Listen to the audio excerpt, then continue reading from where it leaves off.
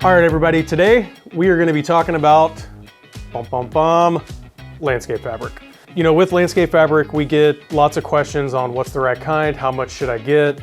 You know, really the overall answer for the type of fabric that you need is whatever is best for your application. So the reason I say that is there's a few different types of landscape fabric. Landscape fabric mostly is used for two main reasons. One is to create a barrier for any weeds that may be underneath, or soil or erosion control. Landscape fabric helps with water saturation, drainage.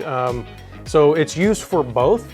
And depending on what you're doing and depending on the grade of fabric or barrier that you're buying will determine which one is right for you. So again, you know, we get questions like, what is the best landscape fabric? Really, it just depends on what you're using it for. As for a weed barrier, a basic, cheap kind of landscape fabric weed barrier is good for trees and shrubs, low maintenance beds. Woven fabrics work best for that type of application.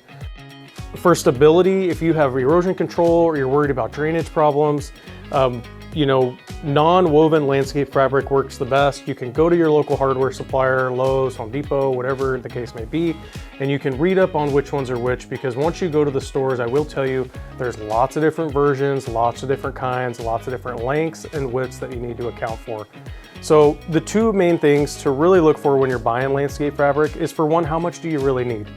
You know, the quantities change, the widths change, the lengths change. So really look at how much you need within your price point and what you're trying to get accomplished.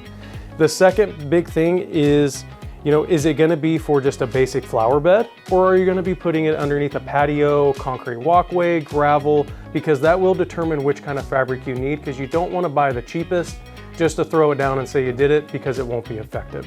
So we have a few things, or a few different kinds here today. You know, we've got our recycled weed barrier. It's okay, you know, for random applications when it comes to flower beds or mulch, things like that. We also have, this is more of a basic kind. This is just for landscapes and garden beds for the most part. Then we've got the next step up, and again, there's a little bit below, in between, and above these type of fabrics and weed barriers. But with this one, you can see, and I won't hold it up because it's so big, but it essentially accomplishes everything that you need it to. So it can do anything from lawn and garden beds to hardscapes, walkways, and areas that are gonna have a little bit more traffic, and you probably want a little bit of barrier between your hardscape or gravel and your soil area, because one thing these are good for, no matter what kind you get, is it does create a little bit of separation between the native soil underneath and then whatever you're putting on top, so you don't have a lot of co-mingling of products, right? So with that, there's a lot that you can really dive into with landscape fabric, but overall, the few things you want to consider is, what are you really using it for? How much do you really need? And is it within your price point? It's very easy to lay down. One extra step I do recommend is landscape pins. They're very cheap.